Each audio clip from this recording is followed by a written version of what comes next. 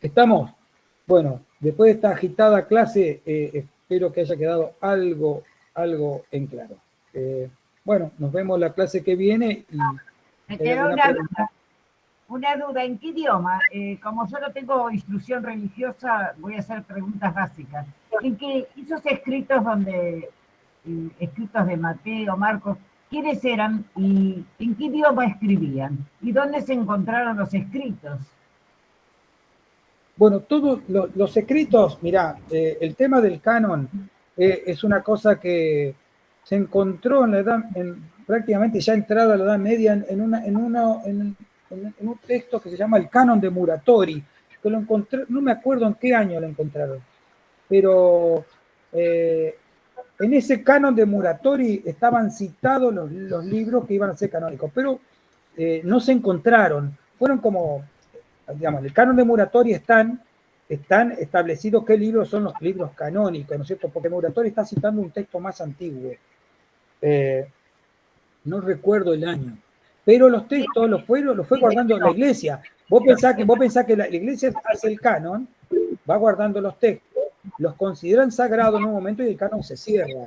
Se cierra, no hay más textos sagrados. Hay textos de los padres de la iglesia, hay textos bueno, de San Jerónimo, de otra gente, ¿no? Pero ¿En no qué idioma son estaban? considerados. ¿En qué idioma Y estaban? la iglesia, perdón, la iglesia los preserva, pero no es que preserva los pergaminos en sí o los papiros en sí, preserva los textos, ¿entiendes? Por eso nosotros nos llegan así. Ahora, el canon de Muratori establece justamente, digamos, qué pautas de alguna manera utilizaron para cerrar el canon. Pero, por eso te decía, ahí es donde está como una reafirmación, de alguna manera, una corroboración de este cierre de canon. Y están escritos todos en griego. En griego. Porque la lengua franca es el griego, por eso aparece Cristos, ¿no es cierto? Ahí, la palabra Cristo, que ya aparecía en la Septuaginta, que también es griega. El idioma de ellos, el franco, es el griego. Recordemos que para los tiempos de Jesús, el hebreo ya prácticamente no se hablaba. El hebreo era la lengua litúrgica, era la lengua del templo. ¿Se entiende? El resto de las personas hablaba arameo, que era la lengua franca. Pero la helenización había hecho que el idioma más amplio haya sido el griego. Por supuesto que este proceso fue avanzando, el griego fue avanzando, con el Imperio Romano el griego se sigue manteniendo como lengua franca, dijimos que el latín se ocupaba, pero no era, se ocupaba administrativamente en el imperio, pero los lugares locales hablaban las lenguas locales y el griego. Entonces, cuando uno quería darse a difusión, como estos textos están escritos en función de la difusión del mensaje, se escriben en griego. Eso es un motivo. El otro motivo era que los evangelistas, la lengua materna de los evangelistas era griega, porque los filólogos saben cuando un texto está escrito por un escritor cuya lengua materna es una determinada. Es como si yo me pongo a escribir italiano, se da cuenta que es un español que utiliza palabras en italiano, ¿se entiende? O ciertos giros son propios de lo... ¿Y a quiénes va dirigida, por ejemplo, a quiénes van dirigidos los textos? Por ahí se puede llegar a ver también por ciertas cosas que explican. Porque si iba, por ejemplo, a la comunidad de Jerusalén, no le iban a explicar sobre qué eran las leyes judías. En cambio, si va dirigida a los antioqueños o va dirigida al mundo helénico o a los romanos, los evangelistas se detienen y explican cosas. O sea, todo este tipo de cuestiones así que son, hasta a veces son sutiles, la explicación de un término en judío significa, bueno, se lo está explicando uno que no sabe nada de los cultos judíos. Entonces se puede ir indagando de cuál es el origen de estos textos, ¿no es cierto? Pero los textos originales no existen. Son textos que se preservaron por la canonización. Fíjate vos que después tenemos los otros evangelios, los evangelios apócrifos, que aparecen, se cree que aparecen con posterioridad a todo esto, en el auge de querer, cada comunidad hace su propio texto, y bueno, esos textos después fueron inclusive perseguidos, eliminados, y hay vestigios, ahí aparecen después En los textos de Nag Hammadi, por ejemplo, aparecen un cuerpo de texto. En los textos de Qumran aparecen algunos evangelios, creo que el evangelio de Tomás parte aparece también ahí. ¿Se entiende? Van apareciendo en lugares arqueológicos, pero no porque la iglesia los haya preservado en sí, porque dicen cosas contradictorias que no se... Y por otra parte, cuando se cerró el canon, por más que hayan hecho otros textos, el canon está cerrado, ya no son sagrados. Por más que algunos sean afines, no son sagrados. O sea, en un momento se cierra y dice, bueno, los sagrados son estos. Ya no, por más que encontremos uno mañana, ya no entra dentro del canon. Sí, muchas gracias. ¿Se entendió más o menos? O sea, no más que se entendió. Sí, expliqué un poquito lo que... Yo lo que pasa es que no tengo formación religiosa, porque soy libre pensadora, por eso no... Yo la tengo de la escuela primaria. Sí. Pero bueno, ¿qué va a hacer? ¿Alguien quiere preguntar alguna cosita más? ¿Alguna duda? ¿Algo que haya quedado descolgado? Marian, ¿no querés hacer algún aporte? Marian puede hablar 3 días. No. Escúchame. En realidad, la enemistad que tiene Pablo, en realidad no. Una de las causas que se piensa que la enemistad que tenía Pablo contra los cristianos era porque Jesús se consideraba el Hijo de Dios. Y nadie entre los judíos, nadie se atrevía siquiera a nombrar el nombre de Dios. Y él solamente lo nombraba, sino que le llamaba Abba, le llamaba papá. Entonces, Pablo, en sus inicios, lo primero que hace, mira, se prendió justo que yo empecé a hablar bien del Señor, se prendió, la luz. Ojito vos con lo que hace que te apagó el PowerPoint. Se ve la pantalla del Power. ¿Viste? ¿Se ve la pantalla de qué? Del PowerPoint. No sé, se ve. Ahora desapareció. ¿Ves? Cuando hablas vos, desaparece. No sé qué pasó con el PowerPoint. ¿Viste? No sé, una señal. Escúchame, bueno, era eso, era la blasfemia contra Dios, contra Adonai, contra el Señor. Por eso Pablo tenía tanta enemistad contra los cristianos. Él mismo cuando se presenta, él presenta todos los títulos que tiene. Ojo cuando decís cristiano. Claro, sí, bueno, los judaizantes, digamos, los judíos. Los seguidores de Jesús. Los seguidores de Jesús. El grupo de los 12 que estaban en Jerusalén. Pablo es más, el cristianismo de Pablo es el cristianismo que llegó. Exactamente, sí, en eso no cabe la menor duda que el cristianismo que nos llega a nosotros es el de Pablo, el que se extendió por todo el Imperio Romano. Pero Marian, vos decís que Jesús se proclamó como Hijo de Dios. Y sí, Jesús en un momento cuando Pilato le pregunta, tú eres el rey de los judíos, y él dice una palabra que dice... Tú lo has dicho. Yo soy. O sea, y yo soy es como se presenta, escandalizó tanto, vaya a saber cuál era la palabra en hebreo o en arameo que se usaba para llamarlo a Dios. O sea, recuerden que cuando Moisés le pide el nombre de Dios, porque todos los dioses tenían un nombre, para ir al pueblo y decirle que lo iban a liberar del cautiverio, Dios le dijo, yo soy el que soy. Entonces Jesús repite, soy yo, o yo soy. Y ahí fue el escándalo, porque nadie hasta ese momento se había atrevido a proclamar el nombre de Dios, el nombre que Dios le había dicho a Moisés. Entonces, bueno, ahí fue el encontronazo que tuvo Jesús con los judíos del templo.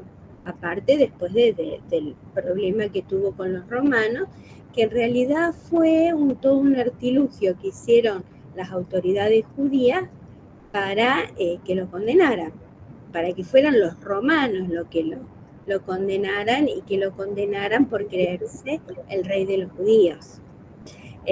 Pero sí, o sea, lo detestaba. Pablo incluso los perseguía.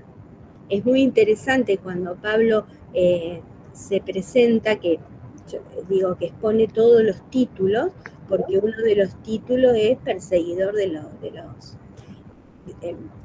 los seguidores de Jesús, digamos, no de los cristianos, porque tiene razón Marcelo, como Pablo nace el cristianismo. Marcos, el Evangelio de Marcos fue, o sea, es como, una vez escuché una definición como que era el primo pobre, de los 4 era el más pobrecito, es el más antiguo, es el más corto, y es el que su recorrido se suscribía solamente a algunos lugares de Jerusalén, no se conocía. En cambio, el de Mateo, que estaba todo legitimizado por las palabras de Jesús y no solamente por las palabras, sino por el mensaje, era el que se extendió por todo el Imperio Romano. Es el más extenso, es el que usamos en la catequesis, porque tiene todas las acciones y las palabras y las enseñanzas de Jesús. Marcos se dedicó más a la acción, en cambio Mateo se dedicó más a las enseñanzas de la doctrina, digamos así, ¿no? Y bueno, después con las iglesias, a ver, había 7 iglesias en la época de Pablo, no había una sola iglesia.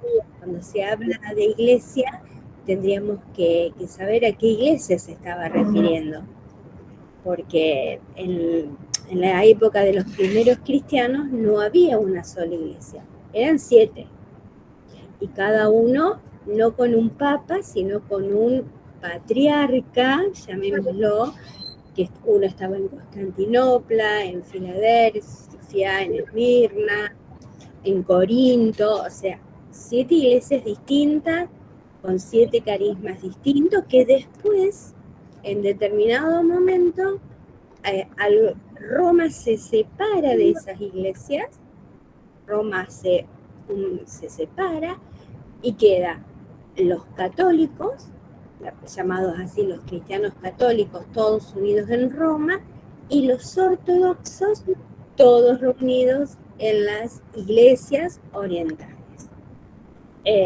Lucas es el evangelista de la misericordia y Juan es un gran teólogo que no tiene nada que ver con los otros, o sea, su mensaje es totalmente distinto. Lucas es Jesús vino a buscar y a salvar, por eso se lo llama el Evangelio de la Misericordia.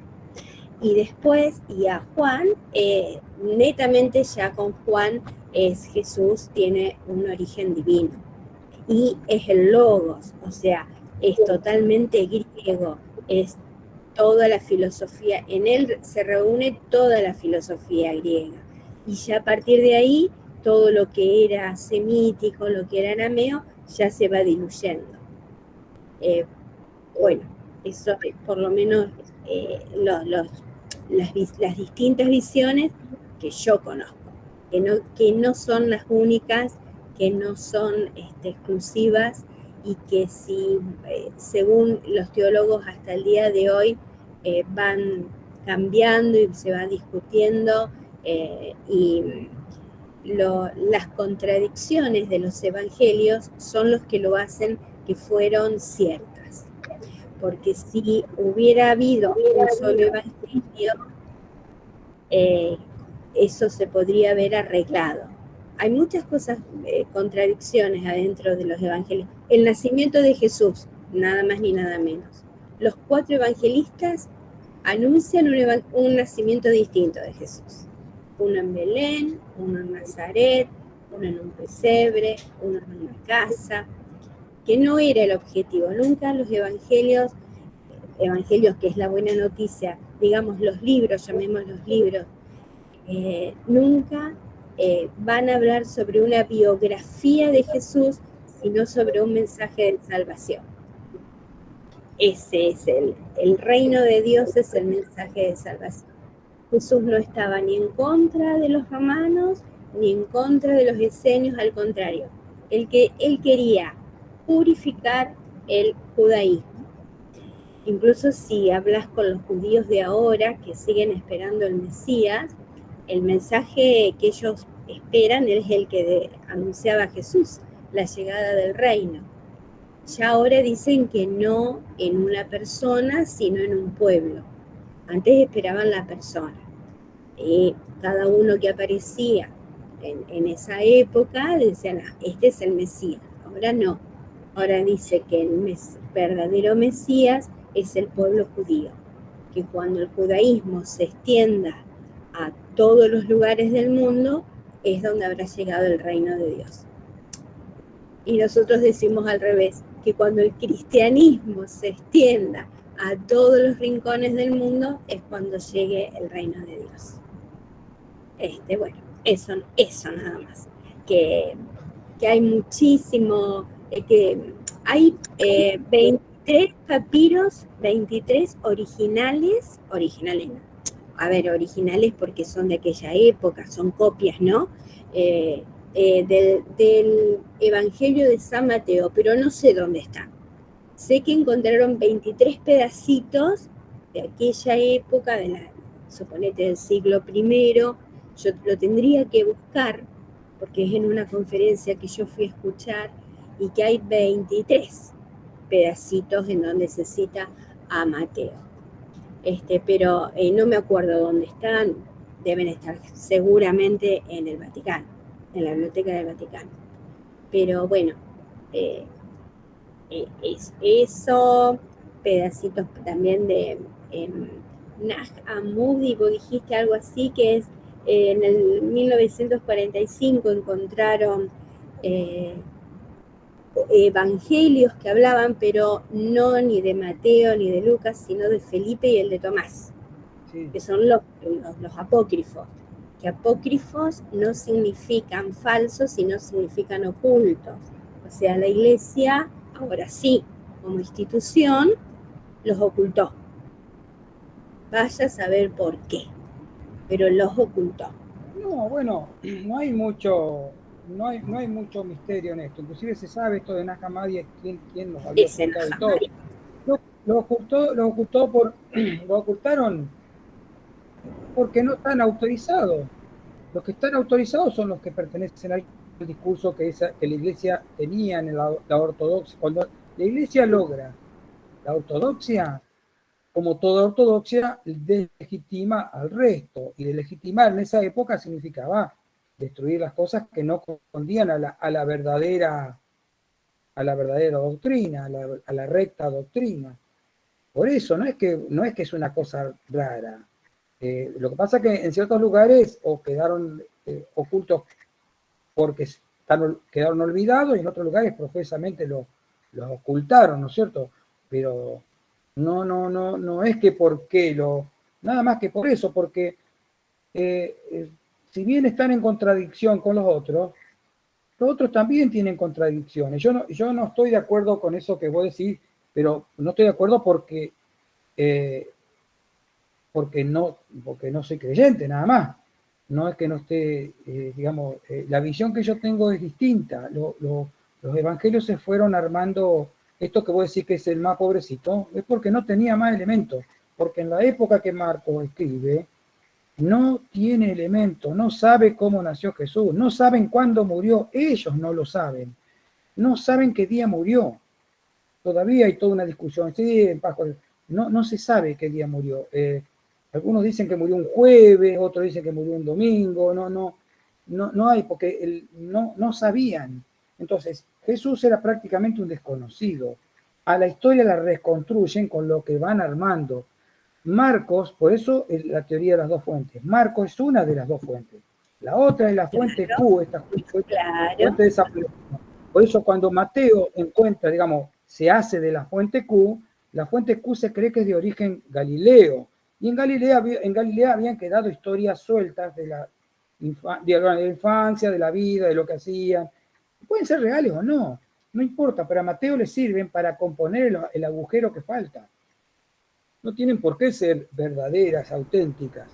Ellos Claro. seleccionaron de que habían algo que servía. Y por eso te digo, Marcos no tenía la fuente esa. Entonces no pudo reconstruir de alguna manera, o crear, o no se animó. Y después eso de que era hijo de Dios, ¿no? Se lo ponen en boca de Jesús. No se sabe si Jesús lo dijo.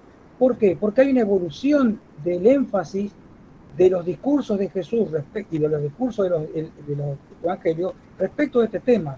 Recién el último evangelio es el más enfático de todos, porque hay un despegue ya, un intento de despegue interesante.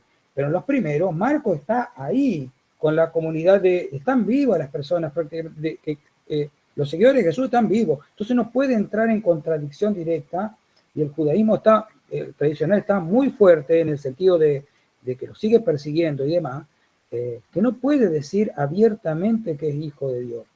No lo puede decir. Por eso entra como una especie de vínculo entre la visión de Pablo y la visión de los cristianos de Jerusalén. Entra como, a veces es paulino y a veces se pone un poco a Pablo, y los primeros evangelistas juegan con estas dualidades. A medida que ese peligro se va desplazando, se va volviendo cada vez más enfático, y es necesario que Jesús sea hijo de Dios. Por eso lo van desprendiendo y lo van acomodando. Pero no es la vida de Dios, de Jesús, sino la vida que convenía reconstruir en ese momento de cada evangelio y de cada comunidad. Hay evangelios que están más vinculados a Jerusalén y son más prudentes, y hay otros que están más alejados y se permiten más libertades. Por eso las citas son interesantes, porque se ven las contradicciones adentro del mismo evangelio, no solamente de un evangelio con otro, sino adentro del mismo evangelio. El tema del nacimiento de Jesús también es interesante, porque yo le decía, es un relato mitológico. Ahora, ¿era Jesús de Nazaret o era Jesús de Belén? O sea, ¿nació en Jerusalén o nació en Nazaret o nació en Belén? En Belén lo hacen nacer. Lo hacen nacer porque tengo una afiliación con David. Entonces ahí hay una intención, y hay intención en todos lados, por eso no son textos históricos. No se puede decir Jesús creía, Jesús no creía, sino, en todo caso, en este evangelio Jesús dice tal cosa, en este otro capaz que dice lo contrario.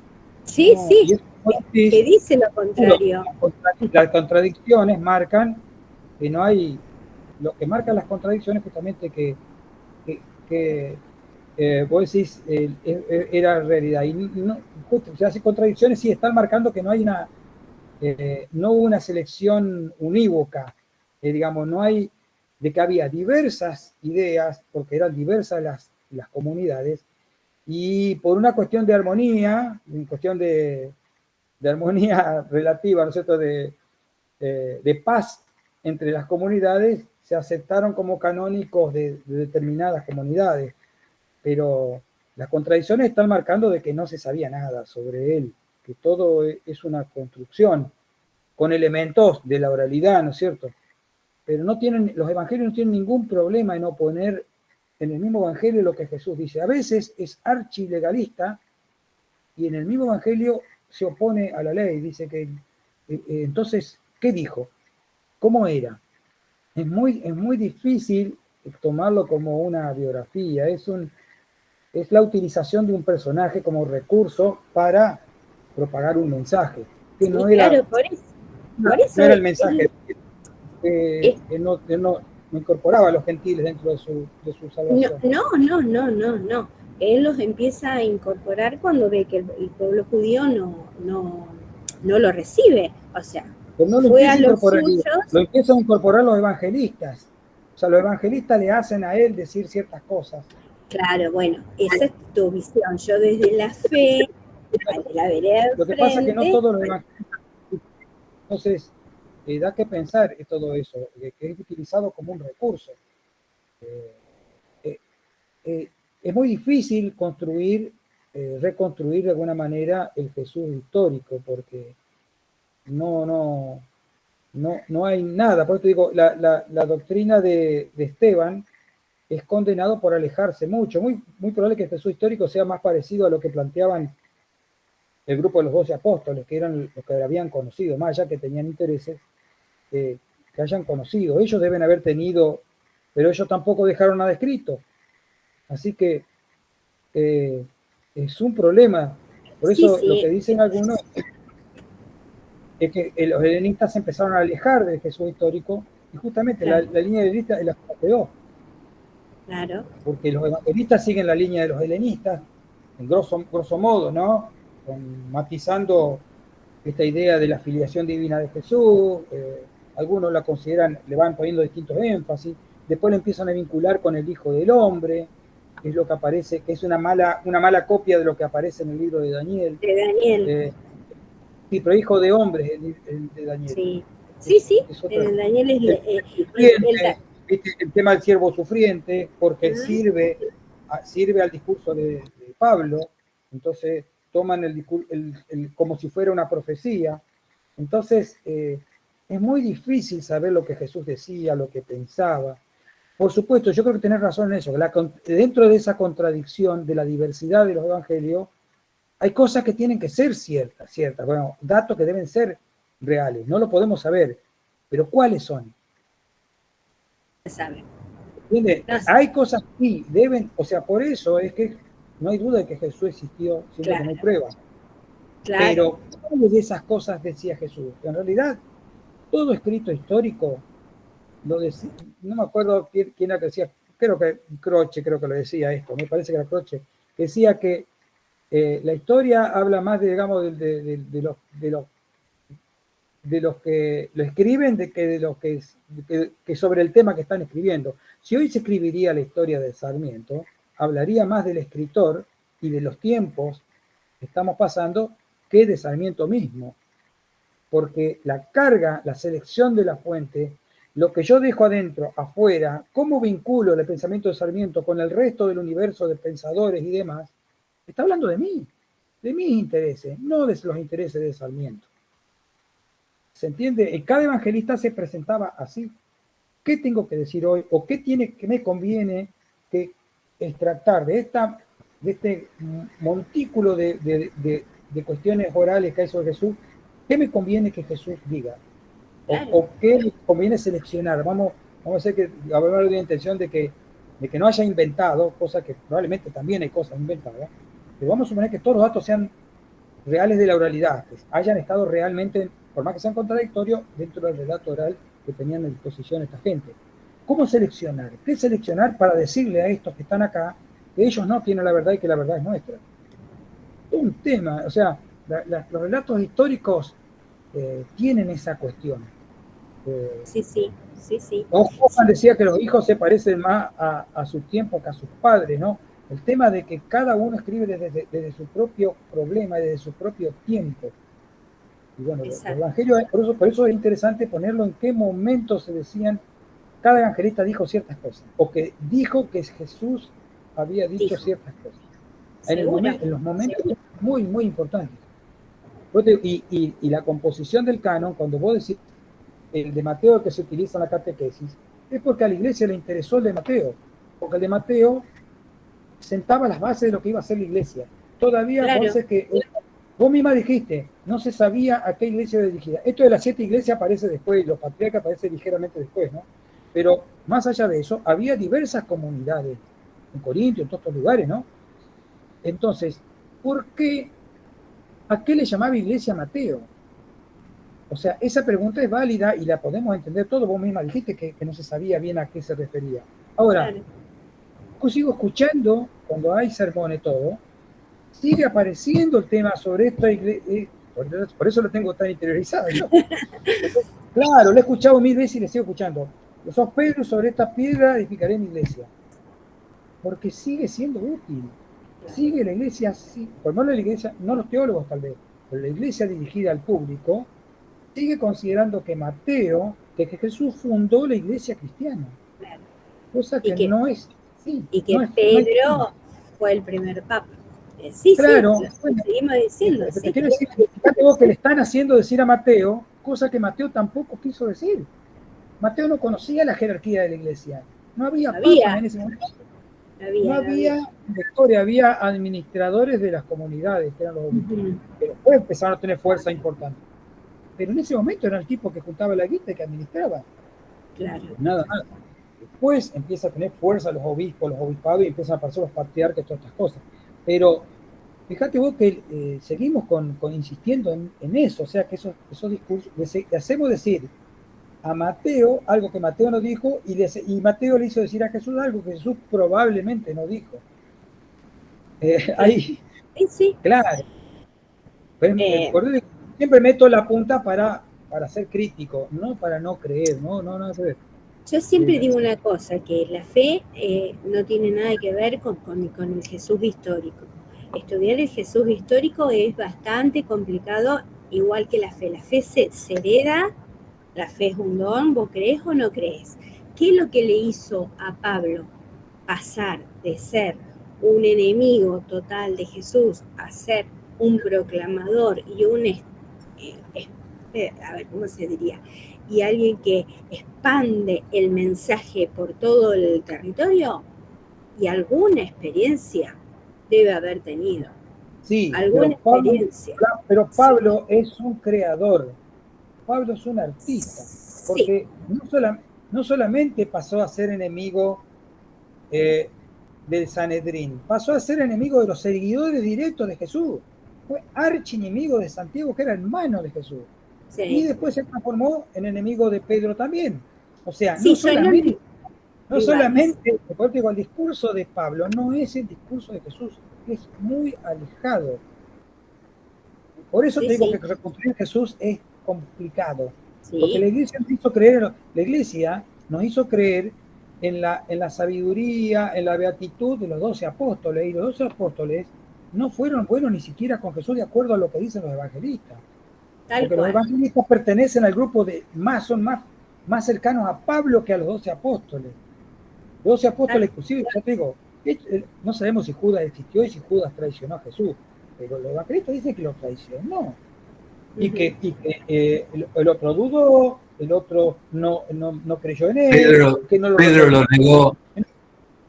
Los evangelistas, en algunos pasajes, los presentan a los apóstoles como no con mucha fe en Jesús. Obvio, sí, seguro. No los plantan muy bien. Pero la iglesia, en el discurso de la iglesia, nos hizo poner al evangelista allá arriba. No sé si se entiende. Siendo que la doctrina del evangelista no es la que siguió la iglesia. La iglesia siguió la doctrina de Pablo. De Pablo. Vos sabés que esto... Perdón, pero no los evangelistas, de los apóstoles. Sí, la de los evangelistas. O sea, es una discusión que el día que se dé y que nos enteremos va a socavar todas las bases de la institución. Entonces, esta discusión no se va a dar nunca. Se puede dar entre nosotros, se puede dar en una parroquia, siempre y cuando el cura te mire más o menos bien, porque si no, tampoco. Es tan interesante y en eso realmente nos diferenciamos mucho del judío, porque el judío en su Gemará continuamente están discutiendo sobre lo que dice la Torá, sobre lo que dice el Talmud, y cada día es una discusión a lo mejor sobre el mismo tema que arroja luz. En cambio, cuando vos lo cerrás en un dogma, chao, el dogma no se puede tocar. Entonces... claro, pero eso en lugar de beneficiar a la iglesia, yo creo que a la larga la termina perjudicando, porque si se desterraran estos dogmas y se abriera una visión, no digo histórica porque es muy difícil, pero más amplia, como las cosas que estamos hablando acá, me parece que mucha gente lo vería como algo más próximo al mensaje de Jesús y menos dogmático. Sí, claro. Pero lo que le interesa a mí me parece que lo que le interesa a la institución iglesia es el poder, no es lo que piense la gente. La gente en sí piensa, hay tanto cristianismo como cristiano, me parece a mí. Cada uno tiene su cristianismo personal. Yo creo que Mariana es un ejemplo de eso, ¿no es cierto? Pero yo calculo que todos los cristianos tienen un pensamiento muy personal de Jesús. Y si la iglesia abre eso, o sea, legitima ese tipo de que cada uno piensa lo que quiere sobre Jesús, pierde el poder.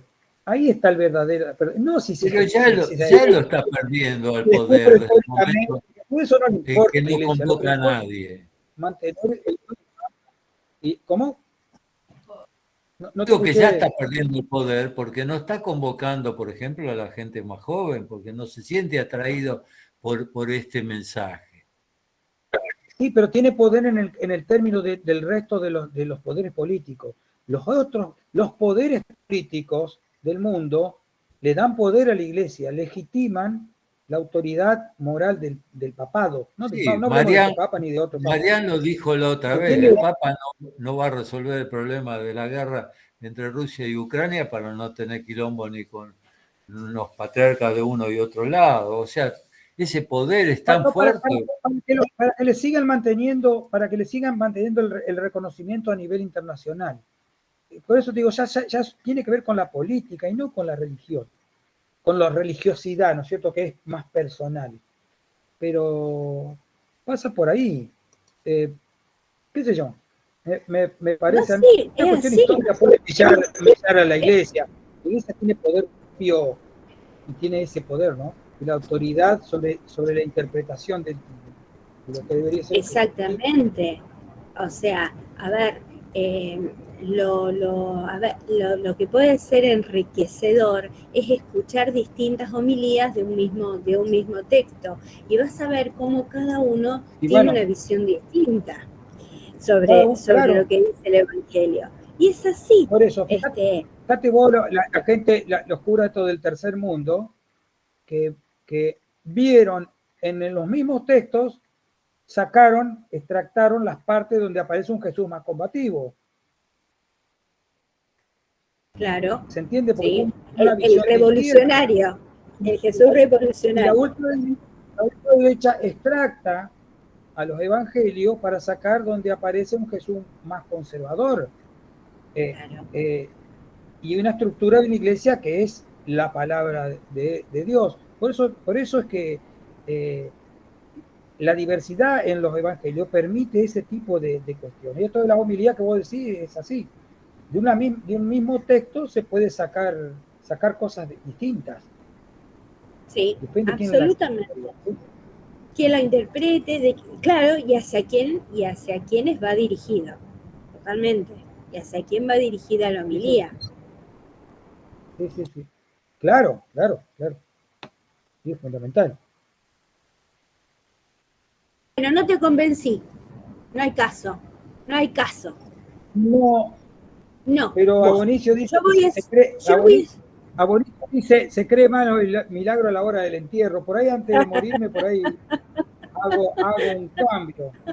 Como Constantino me convierto, unos minutos antes de morirme me convierto. Claro, ese Constantino fue un piola bárbaro. Constantino fue bárbaro. Claro, el tipo fue un piola bárbaro. Políticamente todo, y después al final dicen que se convirtió para poder incorporarlo, porque si no, era un benefactor que no era cristiano. Exactamente, que él no se bautizó hasta el momento de su muerte, según él, para subir, claro, según lo que se dice, ¿no? Para ir al cielo así, derechito. Listo. Sí.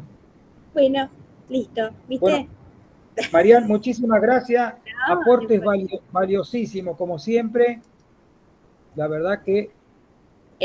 yo siempre quiero aclarar que esto, a veces no, lo de la fuente Q, no te lo enseñan en la catequesis, ni en la catequesis de adultos, no te lo enseñan tampoco, no te enseñan que las fuentes fue Marcos, que la fuente Q fue Juan. Yo creo que siempre uno tiene que ir leyendo y por curiosidad meterse y algo más, ¿viste? Hacer algo más. El Espíritu Santo, por ejemplo, el domingo pasado se celebró Pentecostés. Pues bueno, pero contá que era Pentecostés, porque no es una invención de los cristianos Pentecostés. Pentecostés era una fiesta judía. Bueno, contala, explicala, explicar lo que se hacía, porque a veces hacemos repetición de ritos o de palabras que son huecas, suenan huecas, porque no sabemos de dónde viene. Igual la Pascua, la misa, esa copa que se bendice, era la tercera copa de una Pascua judía, que es la de bendición, y la mayoría de los católicos no lo saben. Entonces hacemos una serie de repeticiones de ritos que no sabemos ¿Qué significa? Pero esto también es heredero de las religiones mistéricas, porque las religiones mistéricas tenían, Claro.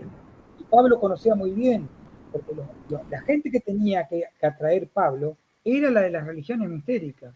Entonces no podía cortarle los ritos tan drásticamente. Entonces incorporaron muchas cosas en ese momento, que no están escritas, pero se sabe que las religiones mistéricas compartían el pan, el vino. El pan y el vino, sí.